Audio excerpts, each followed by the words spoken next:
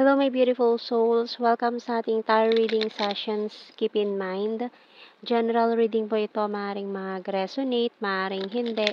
Kunin nyo na lang po kung para sa inyo and leave the rest. Maaaring mag-shift the energies or magkabaliktad ang sitwasyon. Kaya kayo na pong bahala kung saan kayo nakalugar sa reading natin. Let's see.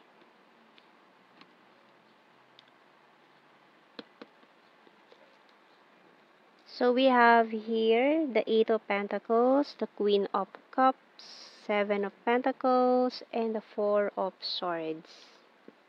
The Star and Five of Pentacles, the Ace of Swords, and King of Pentacles. Bottom card natin, Three of Pentacles. Okay. So, tingnan muna natin anong message ng Archangel natin. And meron tayong specific signs, strong Aquarius sa ating mga tarot cards. And let's see. Wow. We have here leadership by Archangel Gabriel. It's time for you to assume your leadership power and position and lovingly guide others. Okay, so may isang responsibilidad na paparating sa'yo. Now, with this Ace of Swords natin, so ikaw ay magiging one of the leaders dito sa gagawin mong ito. Maaaring mission, ayan, na nakaatang sa'yo ngayon. Magiging busy ka. A lot of work ang gagawin mo this time. No? And maaaring maging makatulong din to na magiging busy ka. So, maaaring makatulong yan sa'yo. Lalo na kung meron kang pinagdadaanan ngayon na kailangan mong kalimutan, na you are healing from this, or maaaring someone ghosted you. Ayan, so marami kang tanong, gusto mo ma-distract para makalimutan yung mga bumabagabag sa isip mo ngayon. So malaki may tutulong nito sa iyo to move forward para hindi ka magmukmuk sa isang sulok lang dyan, thinking about why. Marami kang tanong dun sa taong yun, bakit niya yun ginawa. Kasi mukhang tong taong to ay bigla na lang siyang nawalang parang bula dito with this energy ng Five of Pentacles natin. So, we have here the key and snake. So, ayan, may snake energy tayo. Ring, binoculars, money, and the music. So, yung bottom card natin, knife. Okay, so mukhang marami din kayong mga harsh words, masasakit na salita na nabitawan nitong taong to. Ayan, and maaaring may money involved or nagkaroon ng problem sa pera din or pinag-awayan is pera. Ayan. So, mukhang for some of you, pinagpaplanuhan nyo na sana ng kasal. Ayan. May mga engaged na sana. Tapos, nagkahiwalay pa. Okay. So, nagkaroon din ng betrayal energy dito. Mukhang with the snake card. Nagkaroon ng mga third-party issues. Maaaring yun na reason din kung bakit nang ghost itong taon to, nawala na lang siyang parang bula, hindi na nagpaalam or hindi na nagparamdam. Okay, so tingnan natin.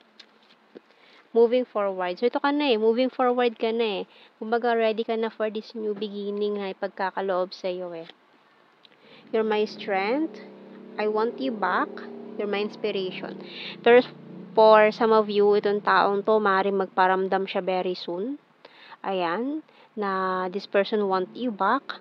And I have fear and anxiety. Please accept my cup of love. This is not over yet and I watch you from afar.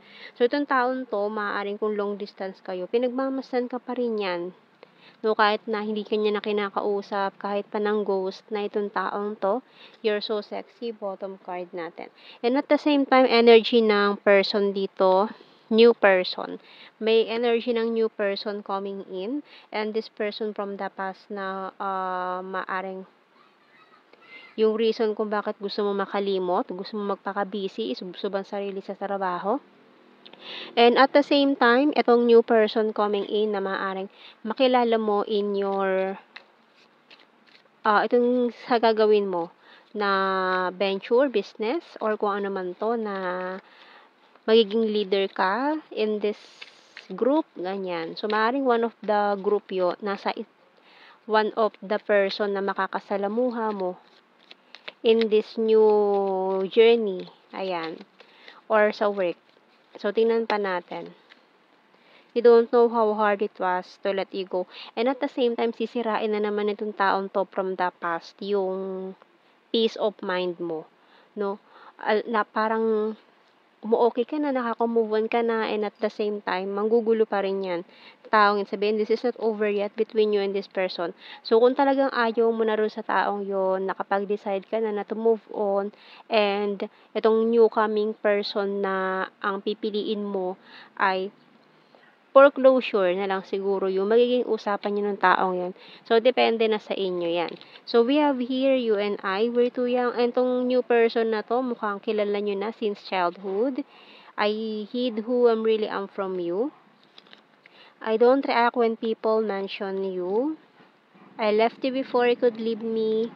I'm afraid to contact you. I feel you even though we are apart. And you came closer than anyone. I hide behind material things. So, ayan, no, mukhang yung taong yun kasi isa nga sa mga naging reason ng separation or pinag-awayan nyo is regarding sa pera. Ayan. So, tayo ng blue card, jealousy and passion. So, mukhang yung new person is pagseselosan pa niya. No strings attached. So, malinaw dito na no strings attached yung taong yun na very toxic sa buhay mo. Kaya, kung ikaw ay moving forward na for this new beginning, ayan, maaaring i-embrace mo na yan. And closure na lang for that person. No? So, tingnan natin sa general signs and the initials. Okay, so initials muna tayo. Kuha tayo ng initials. Pwedeng initials ng name nyo or anything na pwedeng mabuo na words connected sa inyo. Mukhang mag-start kayo as MU. Ayan, mutual understanding. Yung alam mo yung tinginan nyo palang nag-uusap na kayo. Ayan.